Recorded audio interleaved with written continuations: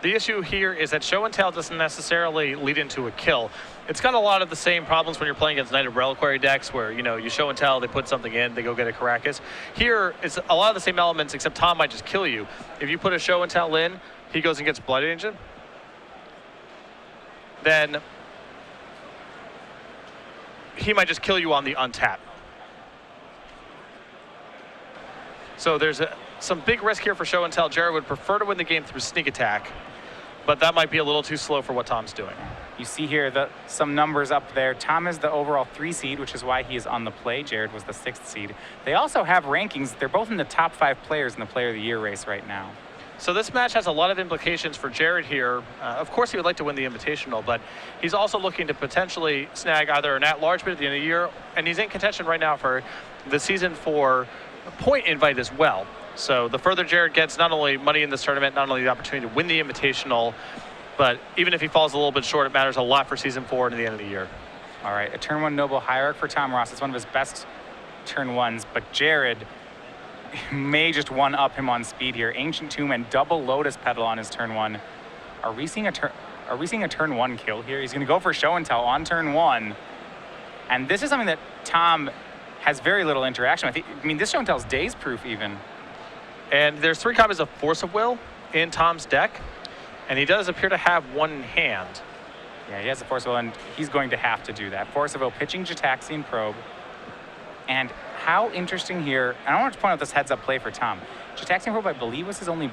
Well, he had Jataxian Probe and Ponder, but he didn't probe there that turn. He kept it in his hand so that he could pitch it to Force of Will. Yeah, heads-up stuff. And that's not an intuitive play by any stretch. No, Jataxian Probe, especially in a combo mirror, I oftentimes want to know just how fast I have to be.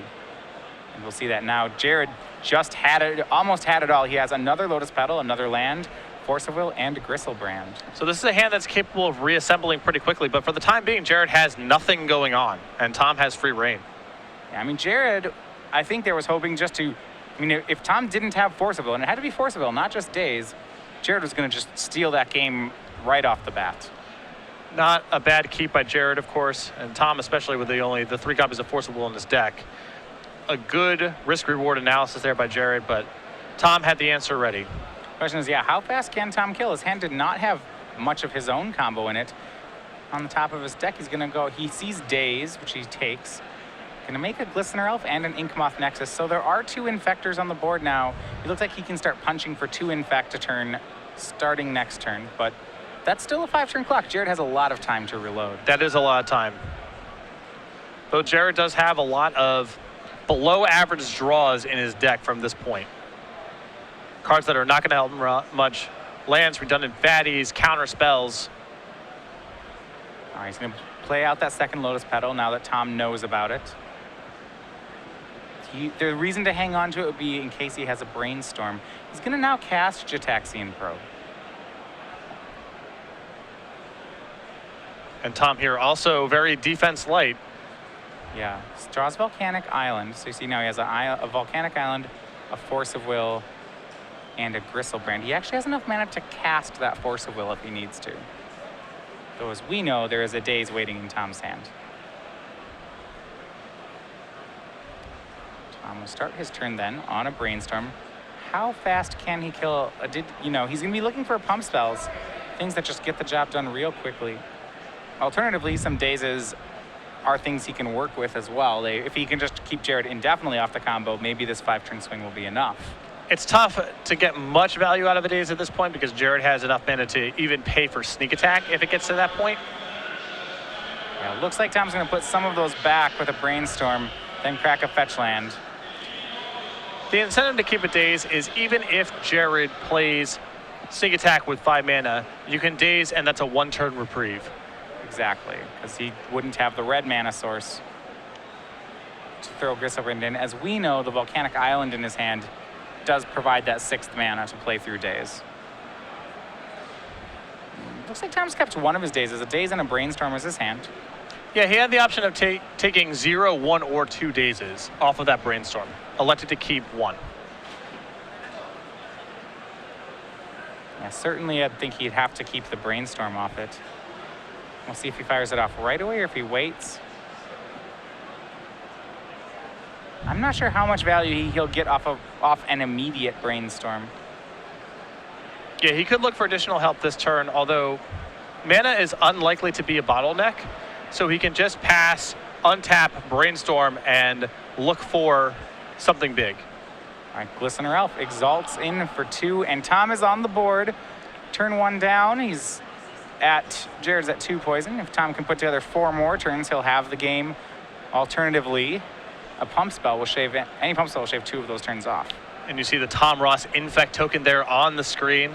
Part of Tom's prize for winning the Invitational just a few months ago. And it's going to be a Brainstorm for Tom. He finds another Noble Hierarch and a fistful of lands. Fortunately for him, one of them is a fetch land, so this is as good enough as for a Brainstorm. And if he plays the Noble Hierarch right now, that'll move the Glistener Elf from being a 2 power to a 3 when it swings. It takes a turn off Jared's clock. And it means that any pump spell Tom finds the following turn is lethal. Exactly. See him put 2 back. There's the Noble Hierarch. Glistener Elf puts Jared to 5 poison. Tom plays a fetch land, so he's going to get to dig anew, but he doesn't have any cantrips left. And here we go.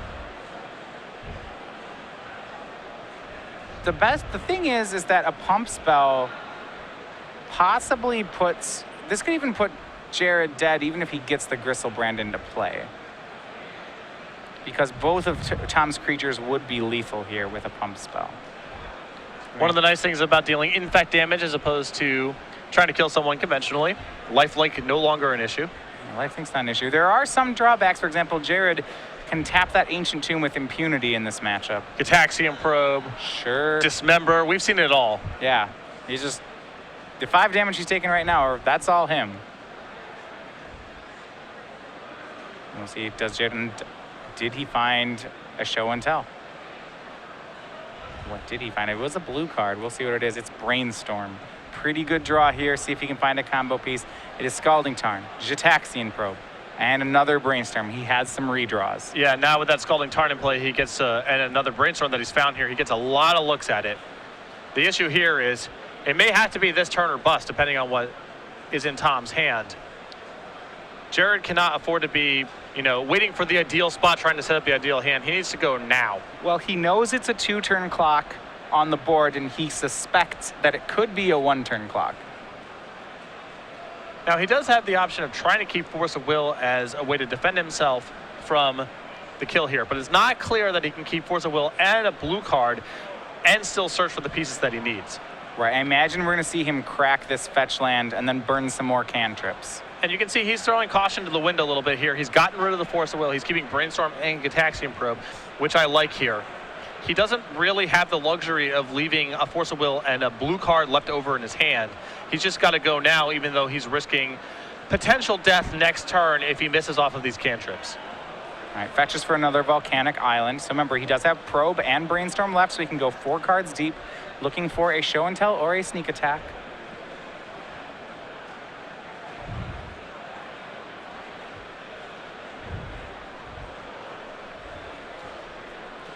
And shuffle is presented. We're going to see where he goes here. All right. He gets to see whether or not there's a pump spell, Gitaxian Probe. There is not one, and he draws Emrakul. If he finds Sneak Attack, it's now lethal. Plays Brainstorm. Island, Gristlebrand, and Misty Rainforest, no help. He's going to take at least 3. He's out of cantrips. He can crack another fetch land and hope to top deck on that last turn. Yep. That's what he's down to. But just a lot of redundant values. Yeah, he already had played a land that turn, so he's locked, and he knows he's locked. All right, he can't even crack a fetch land, Yeah. so he's going to die in 2 turns. Nothing to be done about it. Game 1 goes over to Tom Ross. Those were some harrowing turns there for Tom, but the Sneak and Show deck at that spot does have a lot of misses. Jared just found nothing but cantrips that found him nothing but lands, counterspells, and big stuff. No Sneak Attack, no Show and Tell to finish off the game, and Tom is quickly up 1. All right. Well, as our top 8 is underway, we're going to bring you back into the booth here as the players figure out their sideboarding plans Matthias Hunt and Patrick Sullivan bringing you the top 8 here of the Invitational. And this is that kind of a grudge match between Tom Ross and Jared Boettcher. But if you're watching us, remember, there's a lot of free Star City Games Premium that we're giving away today. So I'm going to explain the rules of the contest. If you guys are just starting for the top 8, then you can throw them a question, and we will be giving away some Star City Games Premium. So how it works, Patrick is going to ask you a question. And if you are following us on Twitter, feel free to shoot an answer. If you believe you know the answer to the trivia question, make sure you include the hashtag SCG Premium on that answer. And when we conclude all of the top 8 matches, all 4 of them, one of the correct answers will randomly receive 3 months of Star City Games Premium. So let's fire one off. So Tom Ross's Infect deck, there's a variety of Infect creatures, naturally, Glistener Elf, and Blighted Agent. Viridian Corruptor as well. There's also a land that does a lot of the heavy lifting, a land that can deal some Infect damage as well. Can you name that land? All right, if you believe you know the answer, make sure you include the hashtag SCG Premium on your answer, and stay tuned later on, and we'll announce the winner of the SCG Premium. But, all right, going back to the match, right there, we saw Jared try to be the faster combo deck, and really went all in on a fast play. Tom was able to disrupt it, and Jared could never recover. Going to the sideboard, how does this change? Let's start with Jared's deck. Well, Jared has some good options here. He has a Shattering Spree, 3 copies of Pyroclasm, 2 copies of Through the Breach, 2 Swan Song, 2 Echoing Truth, 3 copies of Blood Moon, 2 copies of Grafdigger's Cage. I like the Swan Songs a lot in this matchup as either forcing through his own action or defending against Tom's. 3 copies of Pyroclasm. I mean, you just look at this creature base, 4 Blighted Agent, 4 Glistener Elf, 4 Noble Hierarch, a Viridian Corruptor, and a copy of Dryad Arbor. All those get swept away, so that's easy to bring in. Yeah. I think the real secret star of this matchup may be Blood Moon. It's very hard for Tom to function against that card, both in terms of having colored mana, and Inkmoth Nexus is a very valuable weapon for him in the matchup as well. So I think you're going to see a lot of sideboarding on Jared's side. The Shattering Spree may come in as well as another answer to a Nexus, but I think you're definitely going to see the Pyroclasms, the Swan Songs, and the Blood Moons. Yeah, I like what you said about Swan Song here, because a lot of times when you're playing against a deck that's attacking you, the Swan Song is kind of this necessary evil where, yeah, it's a 1-mana counterspell, it's really good, but you're giving your opponent a 2/2, which isn't trivial. But against the Infect deck, giving your opponent a 2/2 flyer really doesn't matter. It's free. It's very close to free.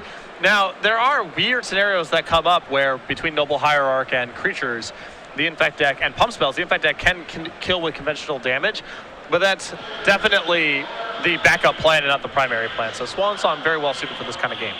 All right, we saw before, Tom Ross's Infect deck does have a shell of some disruption in it. He does have Days End Forcible in the main, and they certainly helped him take game 1. Let's look at the other cards in his sideboard, though. He has, a full 11 different cards available to him.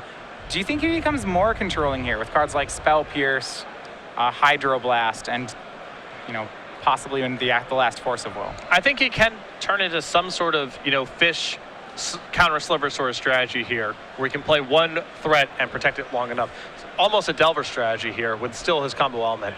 I think the Force of Will, the Hydroblast that fends off, Sneak Attack, which is pretty dangerous for him, the Spell Pierce, those are all reasonable to bring in. I think the one Caracas is awesome in this matchup. Tom does have 1 copy of Crop Rotation in his deck to go search for it.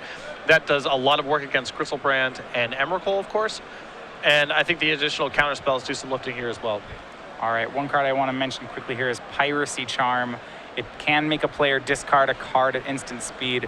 Not ideal, but sometimes, do you think can he break up Jared's combo that way? It's very unlikely. Sneak and Show it's not a deck like Storm. It's not a deck that needs all of its pieces or a lot of its pieces to go off. Jared's just trying to slap A and B together.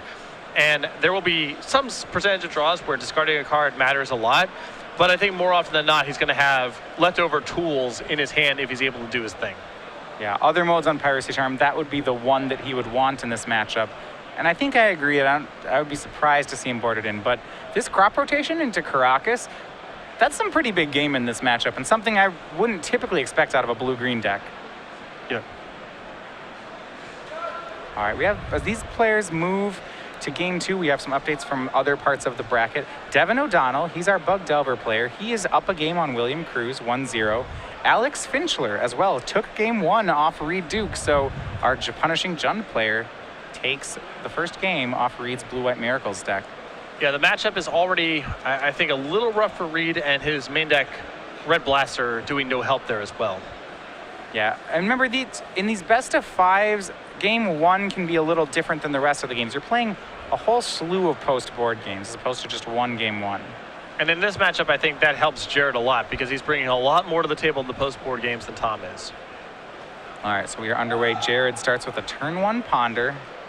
Remember, I think at the beginning of the game, both players are just trying to combo quickly rather than set up a defense. Yeah. So he gets an offense out first. Tom wants some information. He's going to see how fast does he need to be. Jared has another ponder. He has lands 2 and 3. He has show and tell plus Emrakul. It's a pretty good combination. And he has a second real huge hit at 3, and that's Blood Moon. So this is a hypothetical turn 2 hand from Jared, depending on what happens with that ponder, but most likely a turn 3 hand, which is not that fast for this matchup. We'll see what Tom can do. It looks like he does have access to Glistener Elf. He is boarded in the Sylvan Library, and he does have a Vines of Vastwood in his hand, so he has an Infector and some Pump. Whether or not he can make it 10 points of Infect, well, we'd have to see whether the other cards are willing to cooperate. I would assume this matchup was very, very fast for Sylvan Library. Yeah, I'm surprised. What that tells me is that I think Tom is comfortable getting into a bit of a control war here. Both these decks, because their combo doesn't take up the whole deck, do have leeway to run some counter spells. Yep. And Tom's going to lead off on Noble Hierarch. Which is one of the things I think is really, I've said before, is kind of neat about the Infect deck is you see Tom with the option between Glistener Elf and Noble Hierarch on turn 1. Despite the fact that it's an Infect combo deck, Noble Hierarch is usually the preferred 1-drop. Well, it makes everything so much easier going forward. Yeah, exactly. Tom would like to chain together multiple spells in a turn, and that requires as much mana as possible, so he gives up 1 point of Infect potentially, but you can look at his hand. It's got a Blighted Agent, and it's got Vines of Vastwood of the library. He needs more mana. Jared manipulating here with a pre-ponder fetch land on turn 2. Remember, from his first ponder, he looked at 3 cards, drew 1 off the ponder, and then drew 1 this turn, so he still knew the top card. Evidently, as it would likely to be, something he didn't want. He wanted to just have a fresh deck before he casts ponder on it, and he's going to do that now. And looks like there's a Gristlebrand and an Island in there. Not sure about the third card. Those don't seem to be pieces he needs right now. He already has a way to win the game with his show and tell. He has an Emrakul. Right, so he's looking then for cards like, I would think, Spell Pierce, possibly Force of Will, something that can help save him if Tom gets a really, really fast next turn. Even another show and tell or another sneak attack, something in case that something goes wrong with the first copy of show and tell. Notice there, Tom fetched for basic Forest because after seeing the Blood Moon in Jared's deck. Is the Blood Moon even a threat then? Between a Noble Hierarch and a basic Forest, I would think Blood Moon doesn't really do anything. Yeah, Tom can function mana-wise. It doesn't matter if he draws a Nexus and some other things like Caracas, Petal Haven, those get shut off, but from a colored mana perspective, Tom's fine. Tom draws a Glistener Elf. I believe he has a Vines and an Invigorate. So once he gets an Infector down, this isn't gonna be, it's gonna be pretty quick. Yeah, that's 10 points if you add in the Noble Hierarch. Yeah. But he will start on a Brainstorm, and Jared holds him up on the play, suggesting he's found some sort of interaction. Tom draws Blighted Agent and 2 lands. One of them is an Ink Moth. Well, I think we're gonna find out very quickly if Jared's found a piece of interaction. Yeah. Is Ink Moth too slow for this matchup? It is not the ideal threat for Tom. There's a lot of matchups where it's his best card. This is not one of those matchups. But I think post-board, when Jared is bringing Pyroclasm to the table, it's still something that can serve a role. Yeah. I was going to say, normally I think of Ink Moth as the best Infect creature, out of the 3 that people play. But here, I'm not sure how attached to it Tom really is. No, I don't think it's a primary game plan at all. Yeah.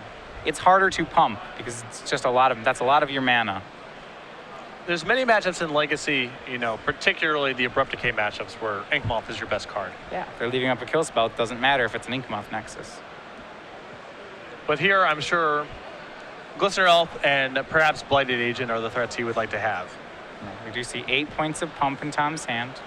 As mentioned before, he has 2 blighted, right now, when designing his cards, he has 2 blighted agents, Invigorate, a Vines of Vastwood, a Sylvan Library, a Tropical Island, and an Ink Moth.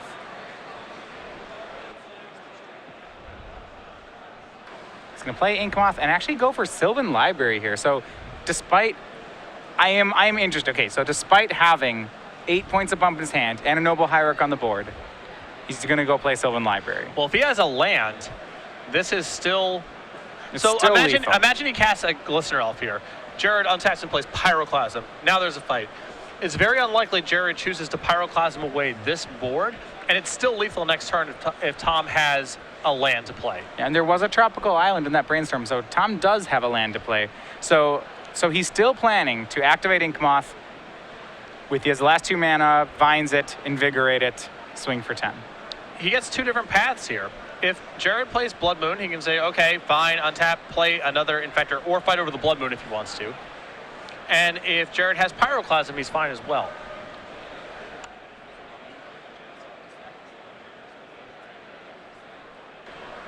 All right. There is some collateral damage with that Blood Moon. Jared is Stone Raining himself here. His City of Traders now turned into an island, so it only taps for 1. There's an upside that he doesn't have to sacrifice it anymore. Yeah. But this all assumes that the game is going on for like a turn or 2, which may not be the case. Tom had the option to force pitching Blighted Agent there and did not, which makes me think he's fine playing an Infect creature and then setting up for next turn.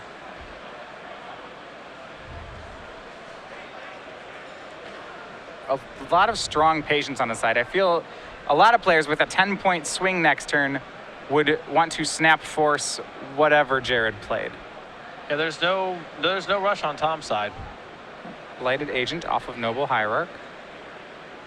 Times they're tapping Misty Rainforest for red mana as it's now a mountain. And Blighted Agent is nice here too because it means that even if Jared has Show and Tell, that doesn't necessarily matter. If it's Emrakul, it definitely doesn't matter. Right.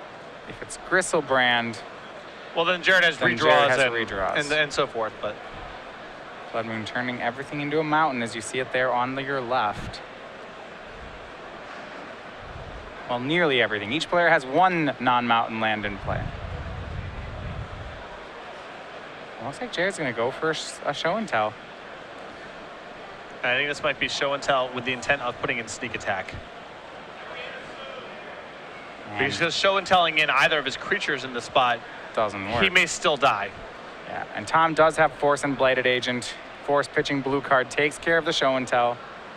That was one that he could have played last turn, but he was waiting for the Show and Tell, and he's going to be rewarded for his patience. As we know, he has the kill right in his hand right now. And Jared making a good show of it here by, thinking for a while, then saying go. I don't think Tom's going to play around Force of Will here. I think he thinks Jared would have fought back if that was going on. It's not even that, well, Tom, yeah. I was going to say, it's not even that bad. Tom's going to swing with Blighted Agent and Invigorate, and he's going to Invigorate again. So he actually didn't have to Vines. He got to leave up Spell Pierce as he double Invigorated. Tom had the combo down through any interaction, and he knew it. Man, Jared's got to shake this off. I mean, I understand, this has been a rough start or whatever, but he looks a little flummoxed right now. Jared keeping a hand that's not terrible there. I mean, it has the combo. It's just in that situation, the combo was not good enough. Well, there's Tom's coming from a variety of angles in that game. The way that he sequenced also kind of induced Jared to cast that Blood Moon. Not even clear how good that Blood Moon was because Jared may have been able to chain together multiple spells with the City of Traders in play, and even if not, it was a turn that Jared kind of took off that Tom was totally happy with. Yeah, and what's really showing to me right now is that Jared's combo pieces seem pretty dead here.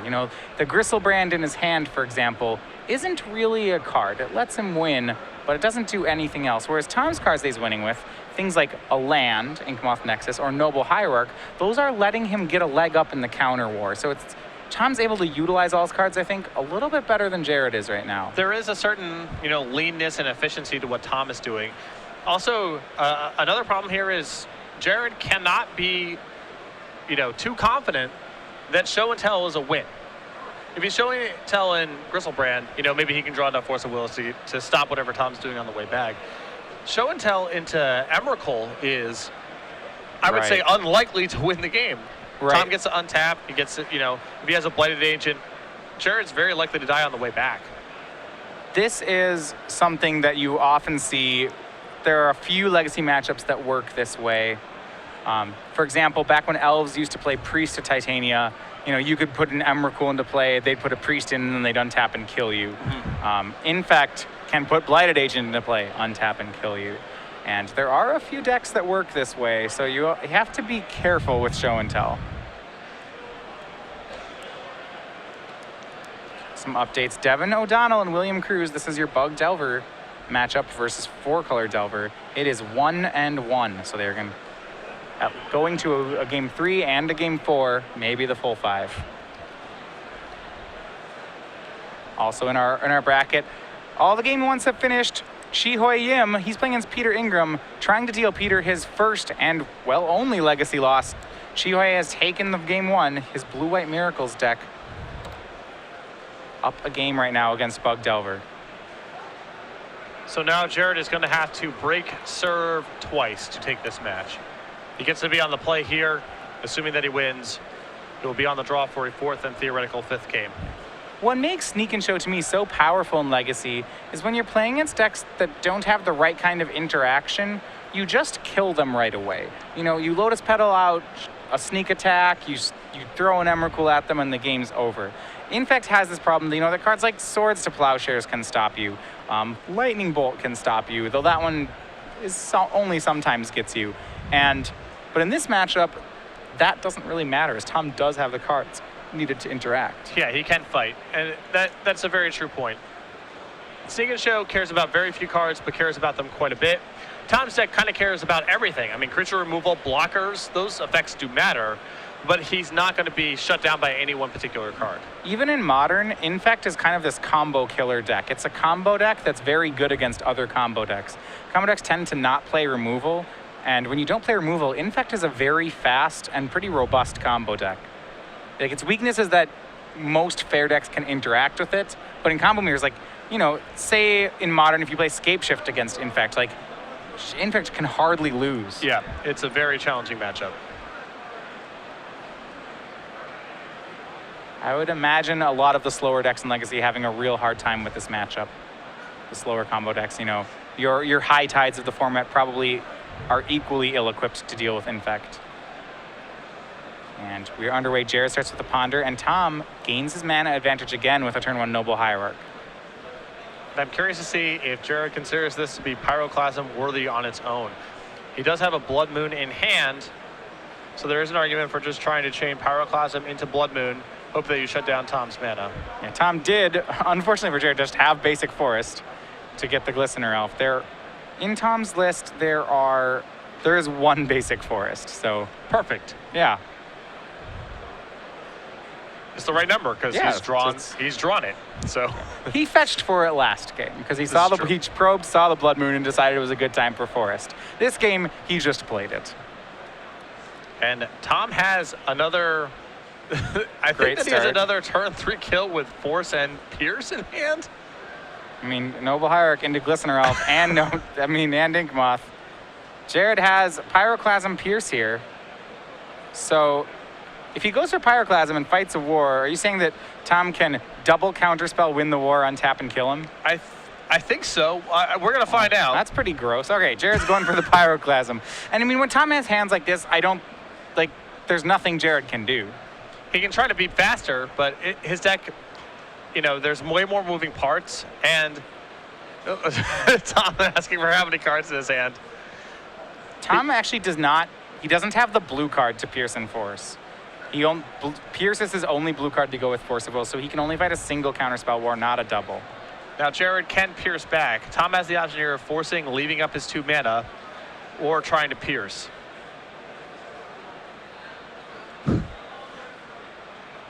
I imagine you'd Pierce.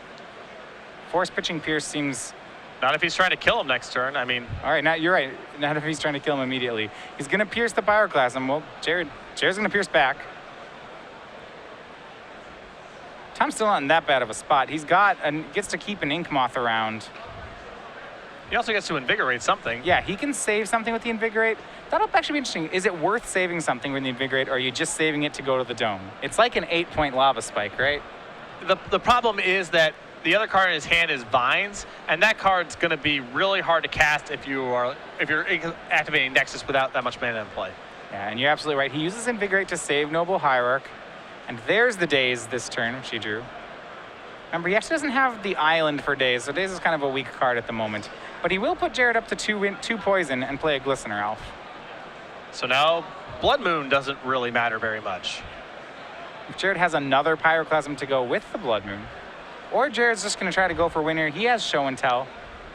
Tom with a real awkward Daze in his hand. Well, it's just a blue card. It pitches to Force of Will. Tom goes 19. Can Jared fight the Counter War again? No, he cannot. You see at the top of his hand the Gristlebrand that was hoping to enter the battlefield that turn. I believe Tom has drawn a Nature's Claim this turn. He's going to swing and Vines his Glistener Elf. That puts Jared up to 8 poison. Jared's going to have to win here. And he can't win with Blood Moon. Can't win with Blood Moon. There you go. 3 games to 0. Tom Ross cruises through the top 8, sweeping past Jared Boettcher. And once again, Jared finds that Tom is just a tough matchup for him. Yeah, Jared's draws were pretty good. I think the matchup is pretty good for him overall. But Tom's draws were just excellent. I mean, turn 1 Mana Accelerant. I believe he had Force of Will all 3 games, needed it all 3 games. And I mean, this was a 3-game match. Look at that clock. We are under 32 minutes. That is incredibly fast for a Legacy 3-game set.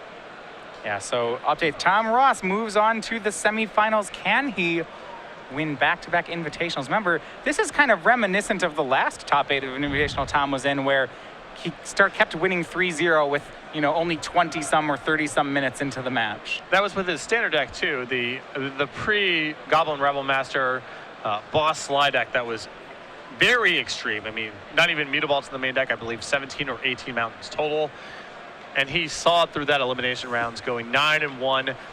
Had the tournament over by, I don't know what the time was, but it was not that much longer after the elimination round started.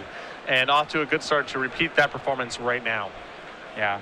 Congratulations to Jared Boettcher, his 3rd consecutive Invitational top 8. Will put him in a great spot points-wise to still make the Players' Championship. But for this weekend, will be the last match for Boettcher.